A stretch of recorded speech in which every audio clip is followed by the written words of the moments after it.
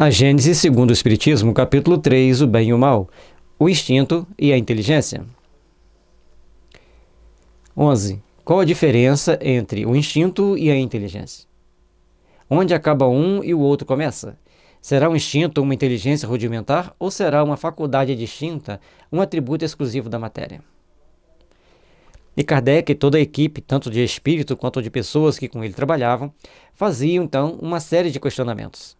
Procuravam então buscar uma série de informações e dentro desse conjunto de informações, esse conjunto de dados, eles procuravam ver como deveriam agir, como deveriam interagir com os espíritos para obter a melhor resposta.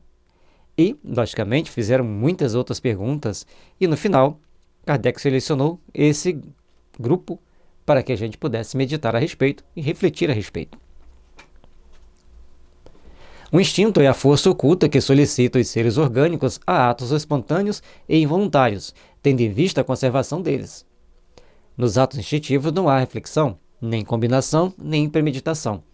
É assim que a planta procura o ar, se volta para a luz, dirige suas raízes para a água e para a terra nutriente.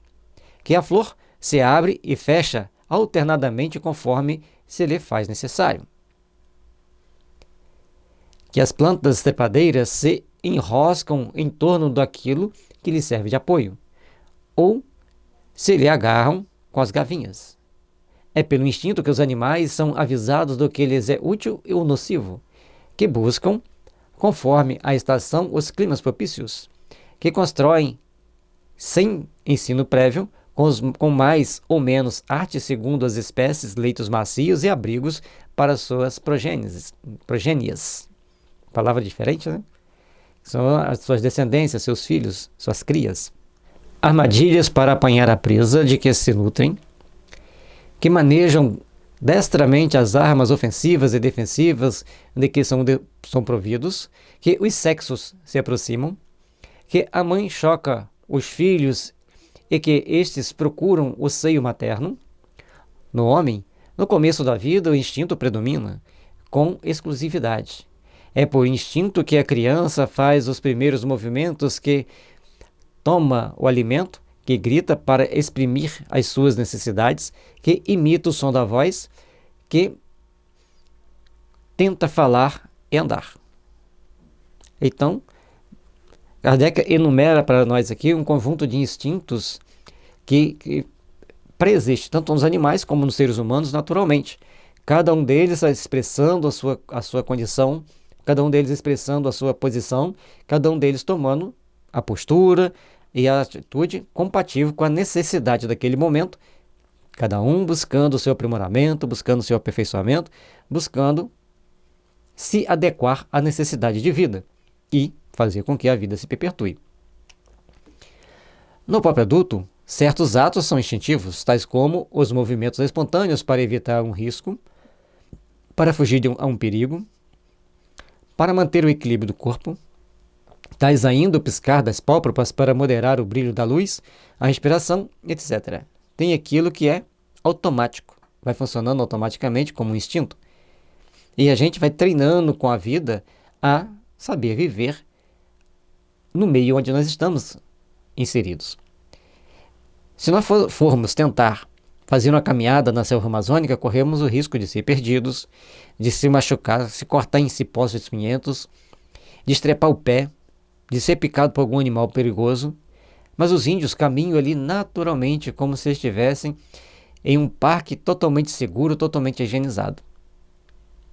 Assim como nós fazemos a caminhada numa praça, principalmente na cidade do interior, que é bem seguro, bem tranquilo, os índios andam no meio de uma selva que qualquer um de nós que tentarmos adentrar, se não tivermos experiência suficiente, vamos passar aperto. Mas eles caminham naturalmente. Isso mostra-nos que, para cada etapa, para cada situação da nossa existência, existem situações apropriadas para que o espírito se adapta. Aqueles que nascem e crescem lá dentro da floresta, eles estão aptos a viverem dentro daquele ambiente, a conviverem com aqueles perigos, defendendo-se naturalmente. Faz parte das suas percepções defender disso e daquilo. Logicamente que acidentes e incidentes existem e ocorrem, mas muito menos frequente do que um de nós tentarmos andar lá. 12. A inteligência se revela por atos voluntários, refletidos, premeditados, combinados, de acordo com a oportunidade das circunstâncias. É, incontestavelmente, um atributo exclusivo da alma. Então, nós vamos caminhando, vamos vivenciando, vamos passando por etapas de aperfeiçoamento, de melhoria, para alcançarmos certas condições, certos aprimoramentos maiores. Todo ato maquinal é instintivo. O ato que denota reflexão, combinação, deliberação é inteligente. Um é livre, o outro não é. O instinto é guia seguro, que nunca se engana. A inteligência, pelo simples fato de ser livre, está, por vezes, sujeita a errar. Então, temos aquelas atitudes que nós tomamos maquinalmente, conforme falamos do instinto do índio que vive na floresta, e do nosso instinto dentro de um ambiente onde nós estamos acostumados, como, por exemplo, caminhar numa praça, num parque. Então, todos nós estamos vivenciando as nossas condições de vida, de aquilo que nós somos treinados, e aí nosso instinto funciona naturalmente para nos defender daquela situação. E se a gente se distrair muito, a gente corre certos riscos, como, por exemplo, na hora de atravessar uma rua. E todos nós, então, temos que ter os cuidados inerentes ao meio onde nós estamos. Atualmente, logicamente que a inteligência vai nos adaptar àquela situação e vai nos colocar a par dos perigos. Mas os atos maquinais e refletidos que a gente toma num piscar de olhos, aí é instinto. Só que aqui não define intuição, tá, gente? Mas eu lembrei de um fato. A gente estava na aula de evangelização e todo mundo tentando achar uma definição para intuição. E a professora tinha falado comigo, mas, Gelson, o que é uma intuição, hein? Não é que a gente vai definir isso.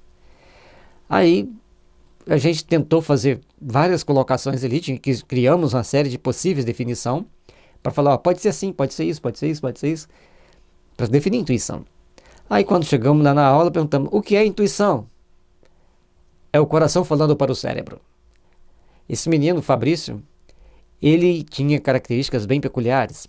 Vivia numa comunidade carente, tinha a pele, chegava a brilhar, de tão escura, mas ele tinha um brilho nos olhos, que já se passaram mais de 20 anos que eu trabalhei nessa evangelização. Eu trabalhei com ele uns 2 anos, depois nunca mais o vi.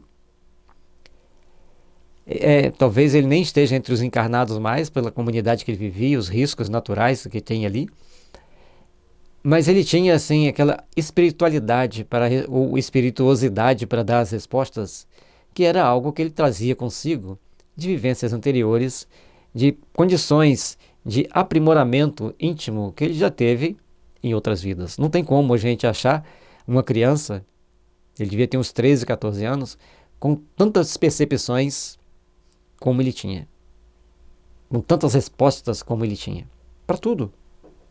Sempre as respostas dele eram compatíveis e até, às vezes até melhor do que a nossa que estávamos dando evangelização.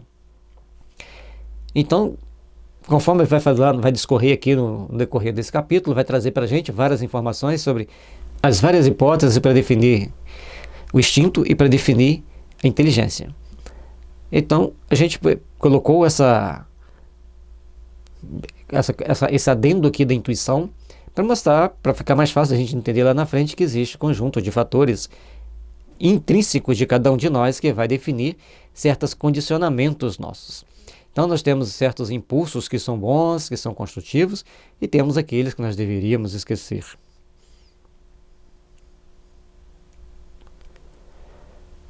Ao ato instintivo falta o caráter do ato inteligente. Revela, entretanto, uma causa inteligente essencialmente apta a prever. Se admitir que o instinto procede da matéria, ter-se-á de admitir que a matéria é inteligente. Até mesmo bem mais inteligente e previdente do que a alma, pois que o instinto não se engana, ao passo que a inteligência se equivoca. E aqui esse detalhe é importante. De onde vem o instinto? Se ele não se engana, e a alma se equivoca. Por exemplo, existem certas plantas que são venenosas, e os animais não comem. Mas, se tiver algum distúrbio emocional na família dos donos, um animal pode comer uma erva venenosa. Então tem um cipó, existe um cipó que eles chamam de erva, e nunca soube o nome desse cipó, sempre conheci por erva. Então se o gado come, ele bebe água, a barriga incha indefinidamente, e é beber água e morrer. E os animais não comem esse cipó. Mesmo ele estando entrelaçado no meio do capim, eles comem o capim e não pegam o cipó. Mas se tiver algum desequilíbrio emocional na família dos donos, eles comem. Aí vocês vão falar assim, isso é misticismo. Nós estamos falando de interação energética, interação vibratória. Se eu estou certo, se eu estou errado, nós temos que pensar a respeito. A nossa mente cria situações que nós ainda não entendemos todas. E lembrando que os animais seguem, que nós temos como animal nosso, todos os nossos bens, seja ele qual for, tem uma impregnação energética nossa nele. Por isso nós temos que ter alguns cuidados para não ficarmos apegados às coisas materiais. Se se considerar o instinto uma inteligência rudimentar, como se há de explicar que, em certos casos, seja superior à inteligência que raciocina? Como explicar que torne possível se executem atos que esta não pode realizar? Se ele é atributo de um princípio espiritual de especial natureza, qual vem a ser esse princípio? Pois que o instinto se apaga, dar-se-á que este princípio se destrua. Olha que interessante. Tem momentos que o instinto é mais perspicaz do que a própria inteligência. Ele leva a pessoa a tomar atitudes assim num lapso de segundos que se salva a vida. A pessoa nem sei como eu fiz. E aí a gente vai vendo todo um conjunto de situações que nós temos que estar sempre atentos, estar sempre com cuidado com aquilo ali. É um atributo do princípio espiritual de especial natureza? E qual vai ser esse princípio que tem entre o homem, na alma do homem, que lhe dá um instinto de conservação, um instinto de se proteger, e também nos animais em geral, nas plantas, que por algumas frações de segundos toma-se uma atitude que pode salvar a vida. São questionamentos que nós estamos fazendo, mas o instinto também se apaga com certo tempo. E agora? Se os animais são dotados apenas de instinto, não tem solução o destino deles e nenhuma compensação os seus sofrimentos, o que não estaria de acordo nem com a justiça, nem com a bondade de Deus. Portanto, os animais têm um instinto de conservação. A partir do momento que eles são dotados desse instinto, tem alguma coisa que os protege, que os livram de certos sofrimentos, que os livram de certas situações. Mas tem sempre algo mais, além do instinto, tem um detalhe a mais diferenciado. E para quem fala que os animais não têm inteligência, que a doutrina espírita não diz isso, vai ter uma surpresa nos próximos tópicos. Lembrando que Deus age sempre com grande amor e grande bondade. 13. Segundo outro sistema, o instinto e a inteligência procederiam de um único princípio. Chegado a certo grau de desenvolvimento, esse princípio, que primeiramente apenas tiver as qualidades do instinto, passaria por uma transformação que lhe daria as da inteligência livre.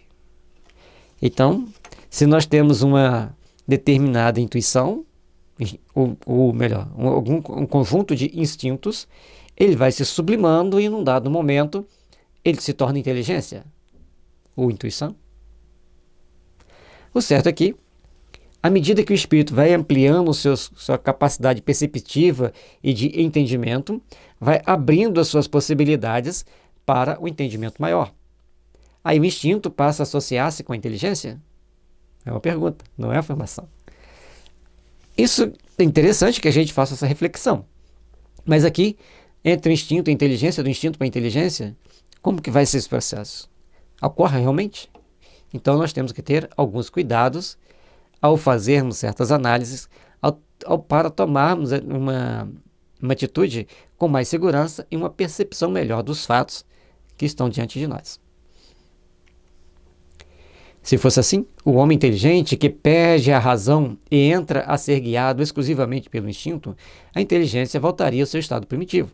E, quando o homem recobrasse a razão, o instinto se tornaria inteligência assim alternadamente a cada acesso, o que não é admissível.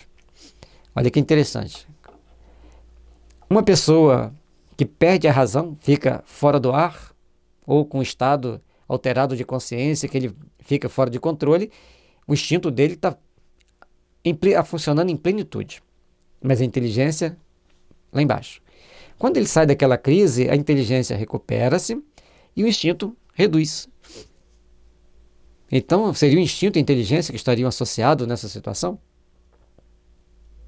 Kardec já coloca que não é admissível que o instinto vire inteligência, a inteligência vire instinto, e a pessoa passe por esses sofrimentos de uma forma que... Por quê e para quê? Então, o assunto não se esgotou ainda, vamos ver.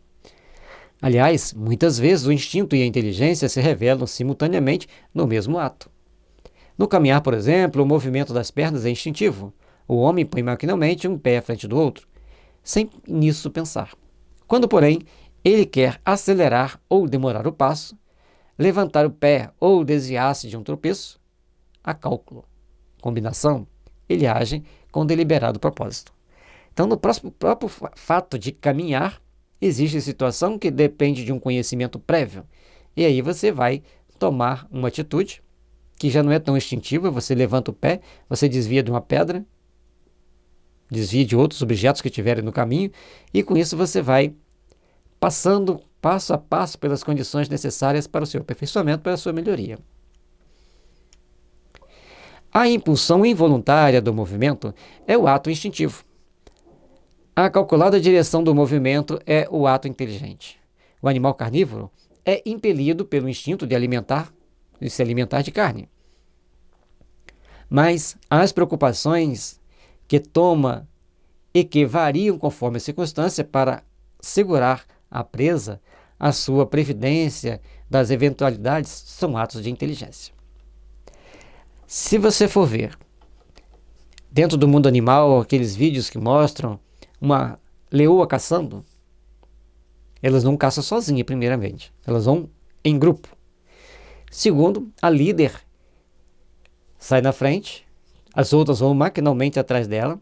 Se ela para, as outras instantaneamente param. Aí ela levanta o nariz para sentir a direção do vento. Aí, pela direção do vento, ela sabe se ela pode continuar caminhando para cá, para lá, porque ela tem que estar sempre... O vento não pode soprar o cheiro delas para as presas que elas querem. Então, ela tem que estar sempre contra o vento. Então, o vento soprar o cheiro dela para o lado oposto onde está presa. Segundo, elas não podem fazer barulho, então elas caminham vagarosamente. Terceiro, elas vão criar uma condição para separar alguém da manada. E é tudo bem calculado, passo a passo, para que aconteça todos os eventos e elas consigam pegar aquela presa. Então elas têm uma inteligência, mas não é uma inteligência de um ser humano, é a inteligência de uma leoa. E as outras vão aprendendo para quando aquela estiver velha ou sofrer algum acidente, alguém do grupo assuma a liderança. E o interessante é que entre as leoas, a mais velha assume a liderança e as outras seguem naturalmente. Entre os leões, há disputas para ver quem vai ficar próximo àquele harém, aquele grupo de fêmeas. Então tem conjuntos de situações, tem possibilidades que a natureza colocou para que o homem comece a observar e pensar a respeito daqueles fenômenos, a respeito daqueles fatos.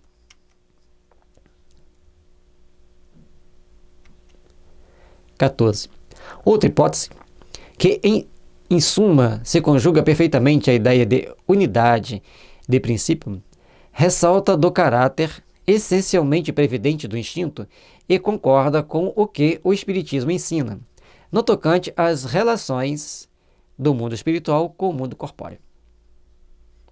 Aí, cada situação tem que levar a fazer uma outra reflexão que hoje com a nossa inteligência a gente já vai fazendo.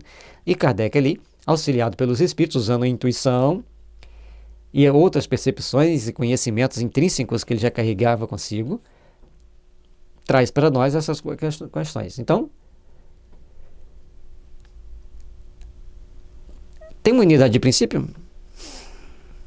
Existe uma previdente ação para que o instinto ocorra no momento que tem que agir e a inteligência no momento que tem que agir? Ressalta do caráter essencialmente previdente do instinto e concorda com o que o Espiritismo ensina no tocante às relações do mundo espiritual com o mundo corpóreo. Olha, aí aqui o instinto já está abrindo a janelinha para colocar o instinto como uma percepção psíquica, uma intuição maior, uma sensibilidade maior. No exemplo que a gente citou antes das onças, das leoas caçando, as chitas já não conseguem fazer assim. Elas vão de forma estrabelhada e tentam pegar aquele que estiver de fora. Portanto, elas estão sempre magrinhas, porque elas custam pegar uma presa, porque elas não têm técnica de caça. Certo? Então, a chita, pelo que a gente observa, pelo que a gente pode deduzir a partir daqui, ela é menos inteligente do que uma leoa. Até pelo tamanho da cabeça, né? Sabe-se agora que muitos espíritos desencarnados têm por missão velar pelos encarnados, dos quais se constituem protetores e guias, que os envolvem em seus eflúvios fluídicos. Que o homem age muitas vezes sob um modo inconsciente sob a ação desses eflúvios. Agora já mudou de figura.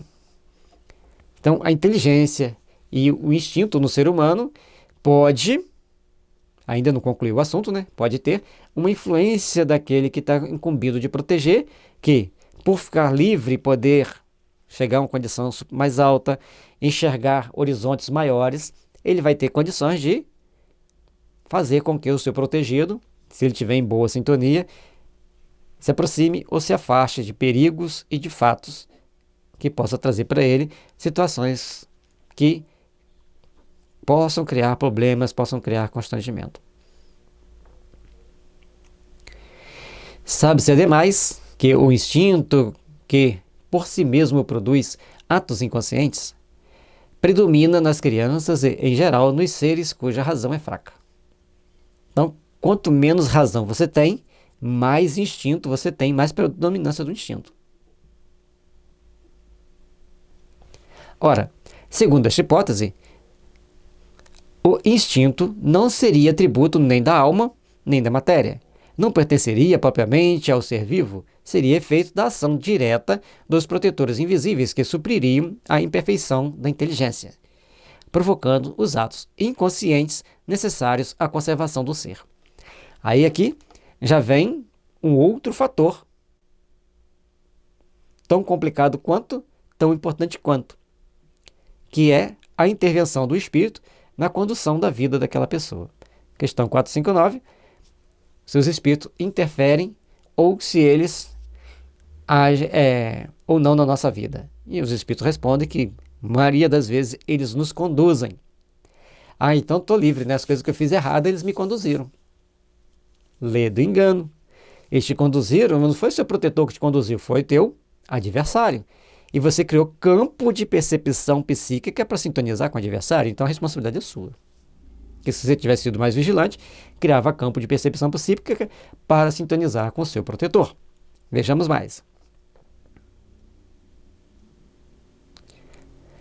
Então a gente vai ver aqui que é uma hipótese que pode ser um espírito que protege a pessoa que vai conduzindo-o a tomar as atitudes necessárias para se proteger. Teve uma vez, a gente estava fazendo campanha do quilo e na volta a gente passava por um beco. Esse beco dava numa rua um pouquinho maior, um pouquinho mais larga. Eu vinha tranquilamente e como essa rua ela tinha um espaço de uns 8 metros para a direita, eu tinha que virar para a esquerda, então eu já vinha para entrar naturalmente. Só que quando eu fui me aproximando da esquina para dobrar à esquerda, involuntariamente eu pisei no freio com tanta força que todo mundo estava dentro do carro, se sacudiu ali dentro, até eu mesmo me surpreendi. Por que eu freiei? Isso em alguns milésimos de segundo, passa uma criança de bicicleta bem rente assim. Não foi instinto. Não tem como ser instinto. Porque eu não vi a criança, não estava vendo a criança, não tinha condição de ver a criança. Eu ia apontar o carro para virar para a esquerda. Aí, a partir dessa data, criou-se o instinto de sempre chegar ali, parar e adentrar lentamente naquela rua. Então, a primeira foi um ato propriamente mediúnico. O espírito dominou minha perna direita e fez pisar no freio. Aliás, as duas pernas, né? Que eu dobrei e pisei no freio. Instintivamente, numa rapidez enorme que eu não vi. Bom, a partir dali, todas as vezes que eu chegava, parava, olhava e entrava. Então, muitas das vezes, a primeira experiência é psíquica, propriamente mediúnica. Aí, depois dali, você já entende que você tem que tomar as devidas precauções. Seria qual a andadeira com que se amparam as crianças que ainda não sabem andar. Então, do mesmo modo que se deixa gradualmente de usar a andadeira, à medida que a criança se equilibra sozinha, os espíritos protetores deixam entregues a si mesmos os seus protegidos, à medida que antes se tornam aptos a guiar-se pela própria inteligência. Mas existem situações que eles têm que interferir, porque na Terra ninguém está apto a viver sem o apoio, sem a proteção do seu protetor espiritual. Também está no Livro dos Espíritos. Pouco depois da 459. E aí a gente vai ficando atento para entender que nós temos que melhorar a nossa sintonia para ficar em sintonias com os bons espíritos. Assim, o instinto, longe de ser produto de uma inteligência rudimentar e incompleta, se-lo-ia de uma inteligência estranha na plenitude da sua força, inteligência protetora, que supriria a insuficiência, quer de uma inteligência mais jovem, que aquela compeliria a fazer, inconscientemente para o seu bem, o que ainda fosse incapaz de fazer por si mesma, quer de uma inteligência madura, porém, momentaneamente tolhida do uso de suas faculdades, como se dá com o homem na infância, e nos casos de idiotia e de afecções mentais. E aqui nós temos que ter um conjunto de cuidados especiais, porque tem muita informação. Então, todas as vezes que a gente perde um pouco da capacidade de discernimento, essa força vem para nos suprir, para nos proteger de determinadas situações. Então, há um contrapeso entre a inteligência e o instinto e a proteção espiritual. Se a sua inteligência fica diminuída para você não ter maturidade suficiente para se defender e para fazer ou deixar de fazer certas coisas, vem o espírito para te intuir. Aí já sai da intuição, do instinto, e entra no campo da intuição. Mas é uma coisa sutil, que você não percebe com facilidade. E depois, quando você vai adquirindo as experiências, vai adquirindo capacidade de discernir, eles podem se afastar e deixar você caminhar. Então são duas situações, duas contrapartes, dois contrapesos, que vai te conduzir ao seu refazimento, ao seu aprimoramento, ao seu aperfeiçoamento.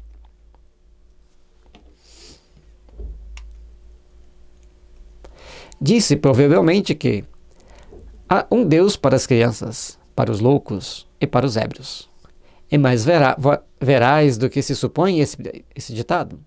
Aquele Deus, outro não é senão o Espírito Protetor que vela pelo ser incapaz de se proteger, utilizando-se da sua própria razão. Então, as crianças, os embriagados e as pessoas desprovidas de razão, aquelas que estão loucas,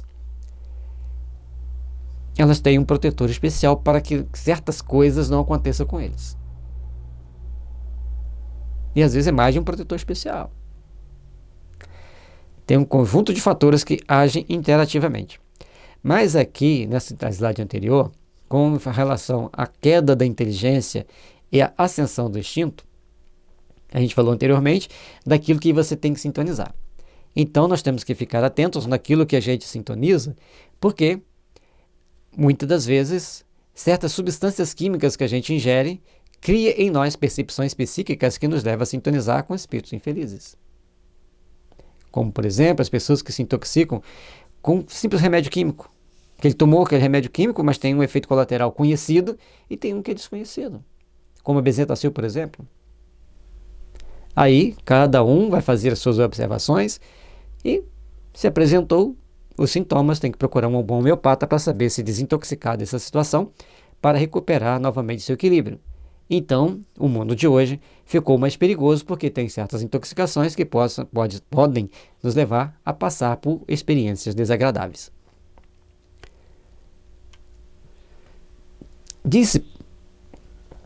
Sim. Então, aqui a gente está falando, já fizemos esse estudo, voltamos aqui apenas para fazer um retrospecto com relação às intoxicações químicas, e essa que a gente falou é uma simples, que a gente não vai achar em revista científica, então fica o dito pelo não dito. Se você acredita, tudo bem; se você não acredita, também tudo bem. Ninguém é obrigado a acreditar porque eu falei, temos que pesquisar, temos que procurar entender.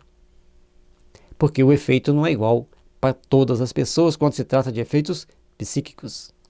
Uma pessoa com uma dose pode criar até morrer, como as reações alérgicas mais intensas.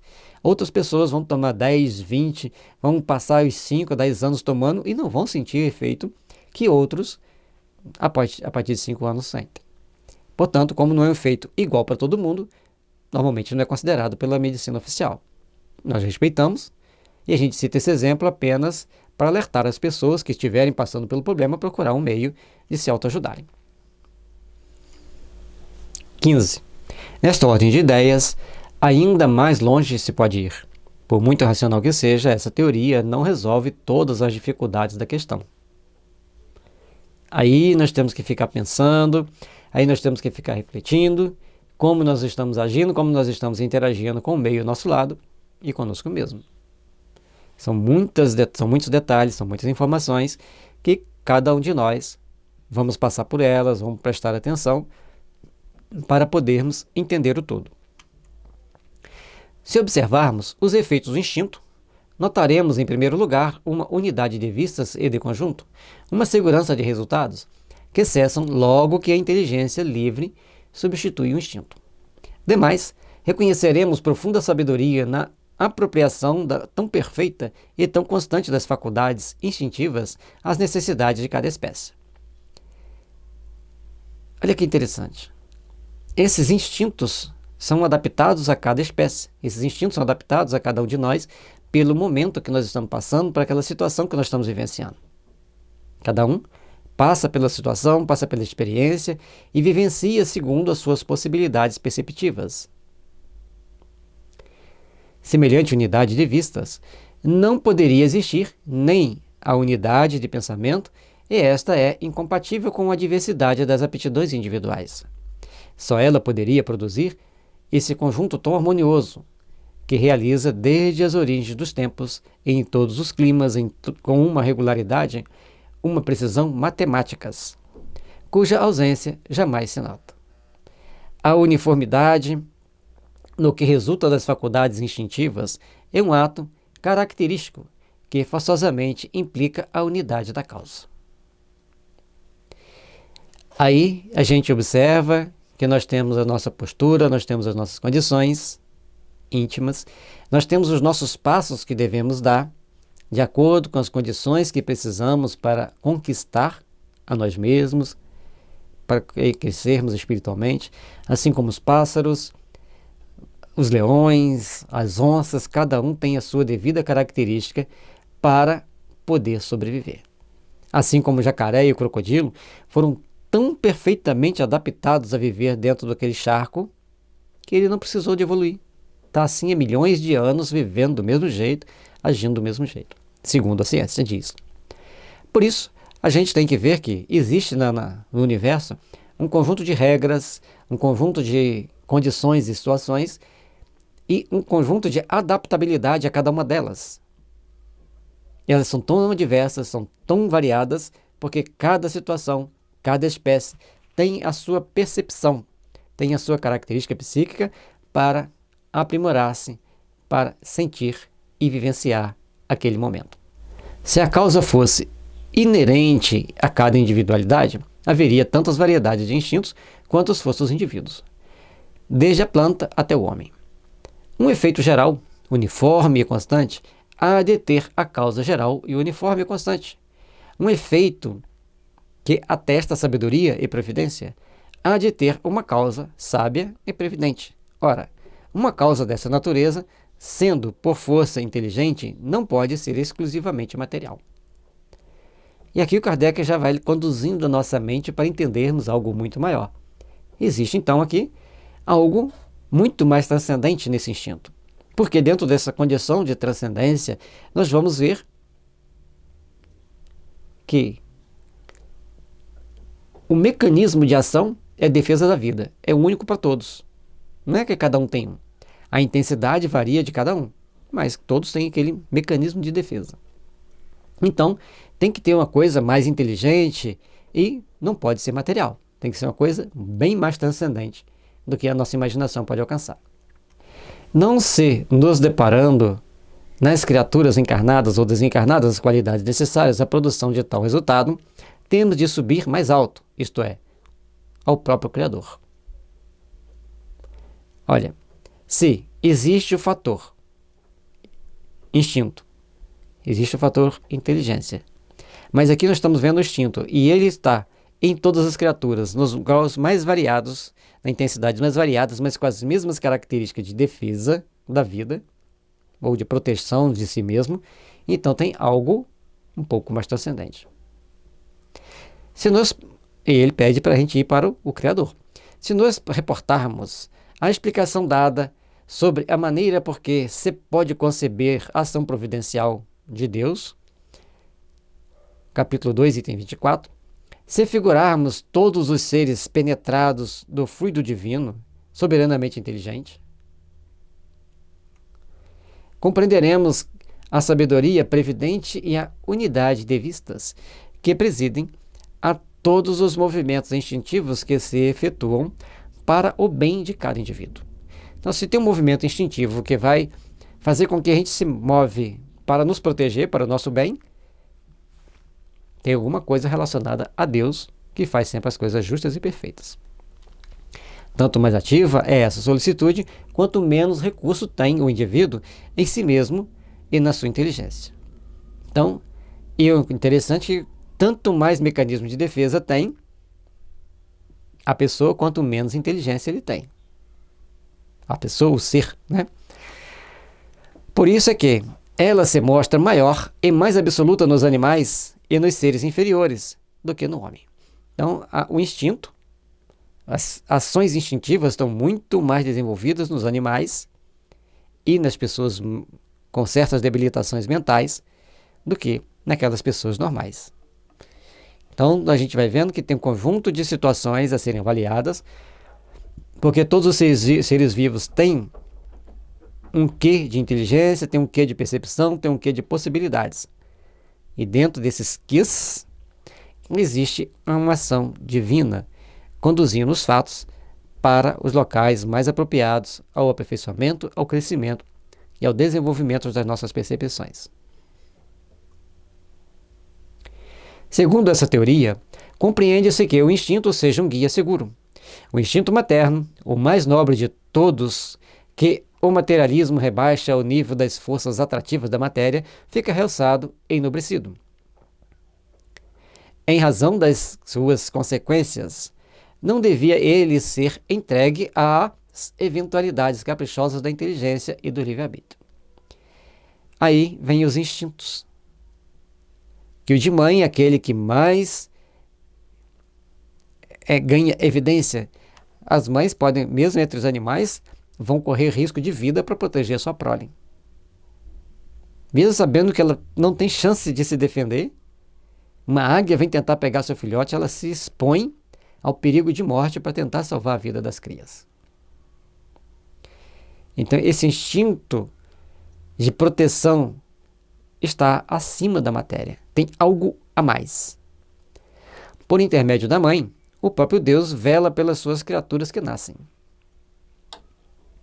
Então, esse hormônio que faz todas as fêmeas sentirem-se mãe, sentirem-se protetoras, acolhedoras, é prova da sabedoria divina. Na época que Kardec escreveu, não sabia-se que tinha um hormônio que fazia as mulheres produzir todas aquelas características de mãe protetora. Quando acaba de nascer o filho, de produzir o leite, de amamentar, de cuidar da cria, de proteger a cria. E os animais, cada um com as suas características, protegem do mesmo jeito.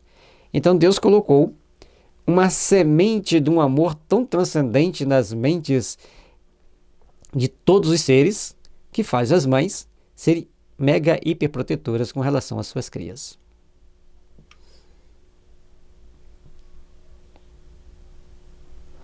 XVI. Essa teoria, de nenhum modo, anula o papel dos espíritos protetores, cujo concurso é fato observado e comprovado pela experiência.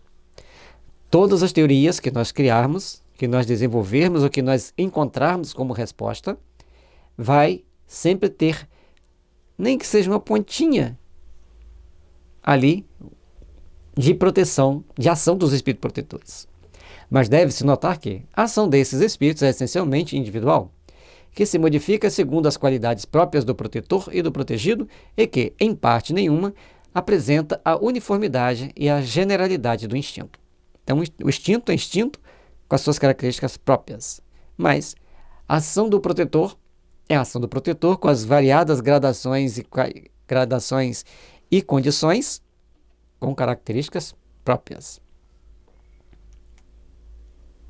Deus, em sua sabedoria, conduz ele próprio os cegos, porém confia a inteligências livres o cuidado de guiar os clarividentes para deixar a cada um a responsabilidade de seus atos. A missão dos espíritos protetores constitui um dever que eles aceitam voluntariamente e lhes é um meio de se adiantarem dependendo do adiantamento da forma com que o desempenham.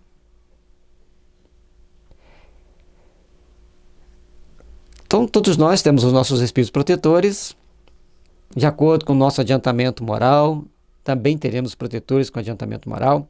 De acordo com os nossos débitos do passado, teremos obsessores ou adversários, ou amigos com aquelas características que vão interferir negativamente na nossa vida, no ponto de vista moral de hoje, que naquela época era normal, ou vivíamos na condição de normalidade excludente da normalidade da sociedade.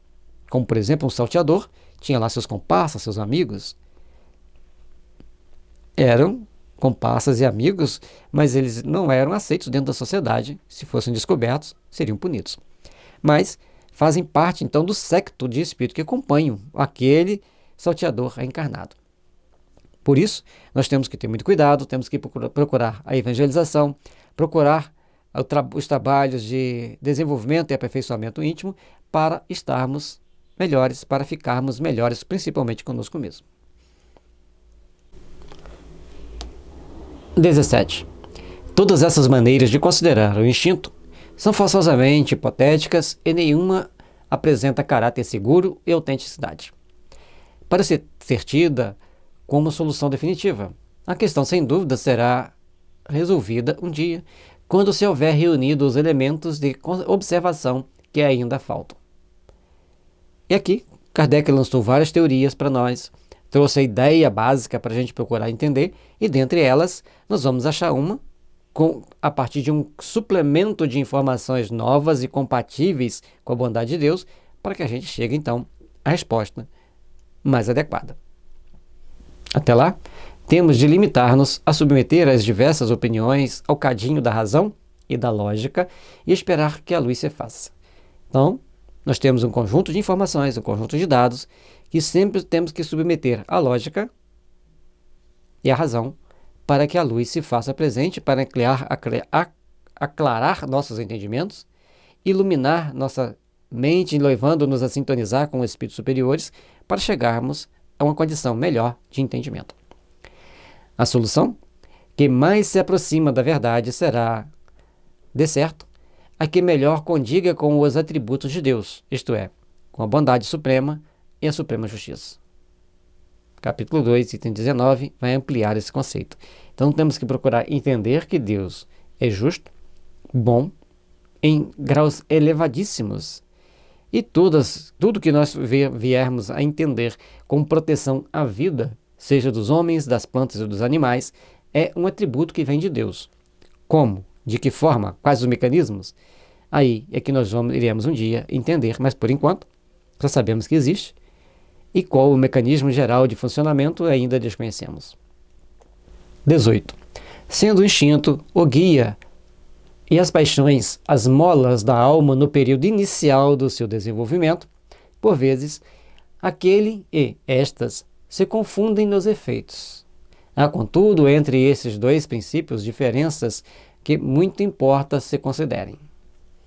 E aí, então, nós vamos ver que entre o instinto e a paixão tem uma mola para impulsionar a vida, para impulsionar o ser vivo, até o momento em que ele vai assumindo características mais intelectíveis, mais racionais, buscando uma superioridade maior de entendimento e de percepção.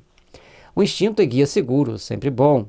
Pode, ao cabo de certo tempo, tornar-se útil, porém nunca prejudicial.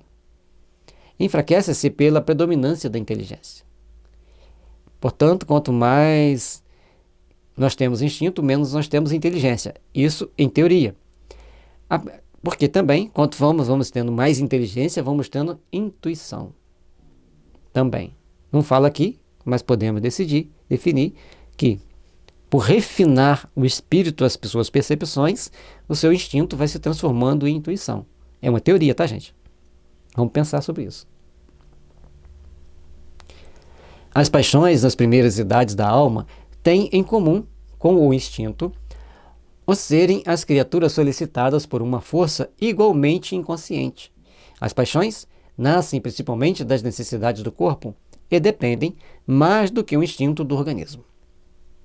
O que, acima de tudo, as distingue do instinto é que são individuais e não produzem, como este último, efeitos gerais e uniformes.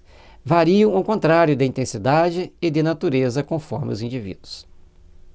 Então Kardec faz aqui uma consideração muito interessante. Nós temos de um lado o instinto, de outro a paixão, ainda em seres mais primários, com pouco senso moral desenvolvido. Então, entre os animais, não vai ter paixão. Ou tem, a gente não se conhece, certo? Mas vamos considerar que não tem a paixão.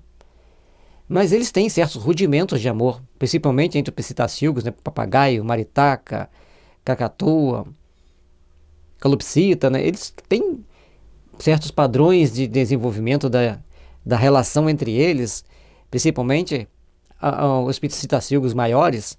Por exemplo, eles se casam eternamente com aquele par, e se um morrer, o outro fica viúvo o resto da vida. Raríssimas situações eles vão se acasalar novamente com o outro.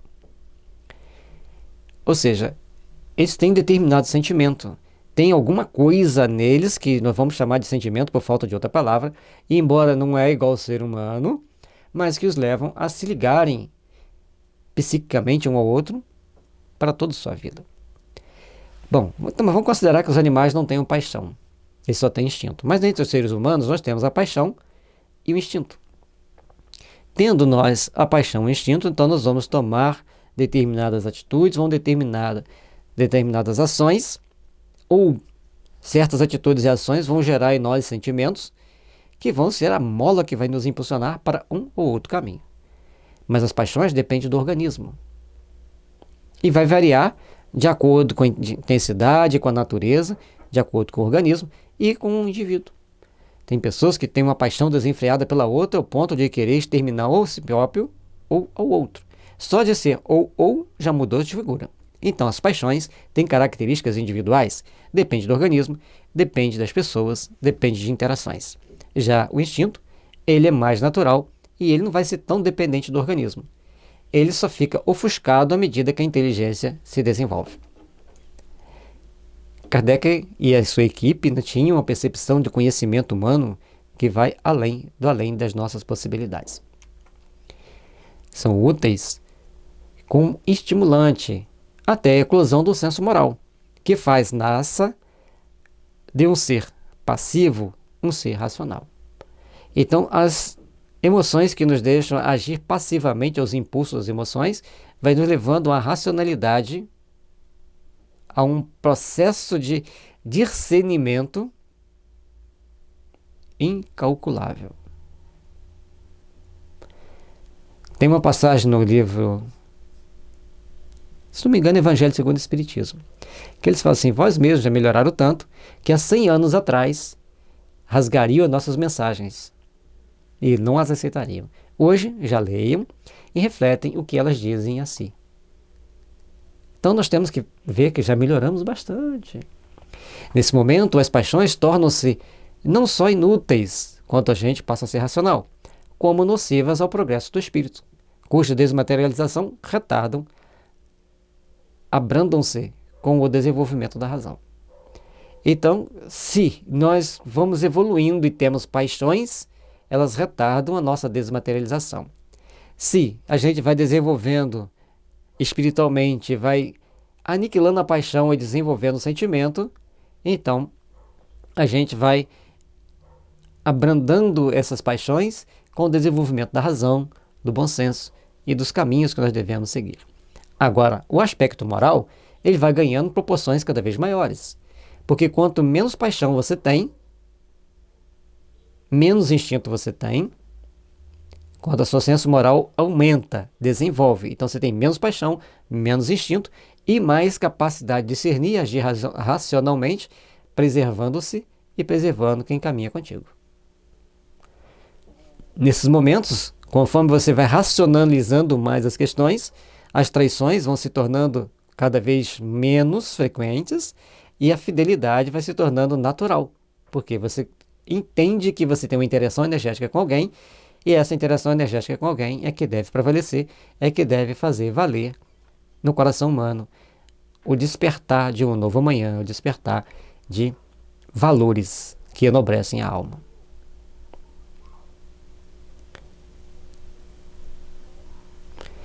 XIX. O homem que constantemente só agisse pelo instinto poderia ser muito bom, mas conservaria adormecida a sua inteligência. Seria qual criança que não deixasse as andadeiras e não soubesse utilizar-se de seus membros. Aquele que não domina as suas paixões pode ser muito inteligente, porém, ao mesmo tempo, muito mau. O instinto se aniquila por si mesmo. As paixões, somente pelo esforço da vontade, podem domar-se. É aí que vem as questões básicas para que a gente cresça espiritualmente. Esse item aqui faz-nos pensar muito que nós temos que agir com muita prudência frente às adversidades da vida. Porque, veja bem, vamos repetir ele. O homem que constantemente só agisse pelos instintos poderia ser muito bom, mas conservaria adormecida a sua inteligência. Então, aquele homem que age só pelos instintos e impulsos maquinais, ele poderia ser uma pessoa muito boa, muito caridosa, mas ele não está sendo inteligente, ele está agindo pelos instintos. Como ele fala homem ali, tanto homem quanto mulher, que vê uma pessoa bonita, com um corpo bonito, acha que tem que possuir fisicamente aquela pessoa. Ao passo que, quanto você desenvolve a sua inteligência, você admira, fala, que perfeição, que corpo perfeito. Na minha próxima encarnação, talvez eu consiga plasmar um corpo mais perfeito. Então você já sabe transferir sem inveja, sem ciúme, sem rancor e sem sentimento de posse. Um exemplo meio pesado, né? Mas é o que eu achei aqui agora. Seria qual criança que não deixasse as suas andadeiras e não soubesse utilizar-se dos seus membros. Então você tem que saber caminhar na vida, tem que saber caminhar no processo evolutivo, tem que saber caminhar no processo de aperfeiçoamento de si mesmo. Aquele que não domina as suas paixões pode ser muito inteligente, porém, ao mesmo tempo, muito mal. Porque se eu não domino minha paixão, uma pessoa me xinga no trânsito, eu quero passar por cima dele. Ir para desforra, então eu estou sendo mal. Por mais que eu seja inteligente, por mais que eu seja uma pessoa culta, mas naquele momento do trânsito, uma palavra nociva me deixou enfurecido. E isso traz para a gente consequências negativas. E corremos até risco de vida no mundo que a gente vive hoje. Então, essas paixões, ou aquela pessoa que uma vida conjugal estável, uma vida financeira confortável, ver uma jovem muito bonita, e ele vai pela paixão, e até mesmo pelo instinto material juntos, né, achar que tem que conquistar, pelo seu poder, pela sua condição, pelo seu dinheiro, aquela mulher.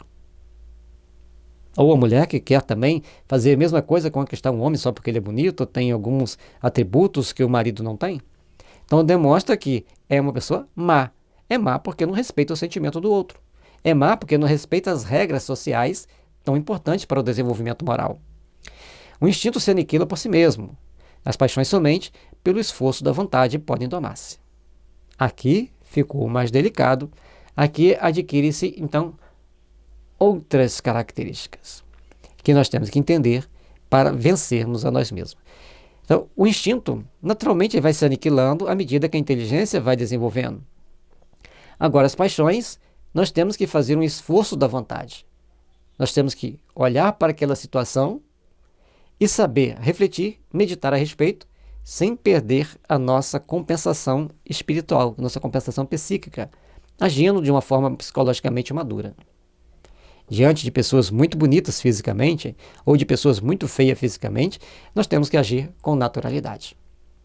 Certa vez, na porta de um restaurante no litoral de São Paulo, vinha um pai e uma mãe, né, claro, dois jovens ali, com duas crianças assim de 6, 7 anos, com as características que as pessoas atribuem à beleza. E as pessoas, olha que coisa linda, olha que coisa linda. E assim ia. Aí vinha, dentro daquele movimento de entra e sai daquele restaurante, vinha um casal com um filho com distúrbios mentais. Ele tinha passado por um processo de falta de oxigenação no cérebro, tinha paralisia cerebral, estava na cadeira, ele tinha lá todo um comportamento compatível com a criança com paralisia cerebral. E esse casal, que tinha os filhos que estavam sendo elogiados pelas pessoas que estavam passando, chega e começa a conversar com ele. Ô meu amigo, tudo bem? Como você está? E aquele jovem que todo mundo olhava com certa repulsa, ele sentia a repulsa das pessoas. Mas como aquele casal foi conversar com ele, primeiro os pais acharam estranho. Ficaram olhando assim com o olho, olharam um para o outro, o pai olhou para a mãe olhou para o pai, olhou para o outro filho, olhou para outra filha. Ambos olharam para aquele casal. Aí o casal falou, não, nós estamos acostumados a fazer visita a uma casa de apoio às crianças que têm esse tipo de problema que ele tem. E eles adoram quando a gente vai lá. Aí nós conversamos foi conversado mais um pouco, a gente estava observando eles ali conversando, e aí a pessoa falou assim, vocês são espíritas? Aí somos espíritas. Ou seja, a forma de lidar com a situação mostrou sem palavras àquele casal que eles tinham um conhecimento diferente. E o casal era protestante. Eles falaram assim, a gente sempre teve vontade de ler, mas falta de tempo, a gente acabou não lendo nada a respeito. Sim, começa pelo livro X, depois o livro Y, depois o livro Z. No site tal tem as dicas X, Y, Z. Né? Então a gente tem que prestar atenção que aquele instinto que as pessoas tinham de olhar para as crianças bonitas com elogios, e de olhar para a criança com problema, com aquele olhar de... Ainda bem que não é comigo. Mas os outros olharam com a mesma naturalidade para as crianças bonitas, olharam com a mesma naturalidade com a criança que tinha uma deformidade. Isso não é que aquele casal fossem perfeitos, mas eles conseguiram dominar instintos e paixões que os outros ainda nem cogitaram. Não sei se o exemplo foi claro, se foi válido, mas foi o que eu achei aqui agora para mostrar essa questão de dominar a si mesmo. E assim, rogamos as bênçãos do alto para que os mestres da luz possam nos envolver nas bênçãos do amor, sob a bênção de Jesus, sob a égide da misericórdia, que possamos compreender a doutrina espírita, entender os ensinamentos sagrados e buscarmos caminhar para que a paz e a harmonia envolvam o nosso espírito imortal e nos faça crescer para o esplendor das luzes divinas.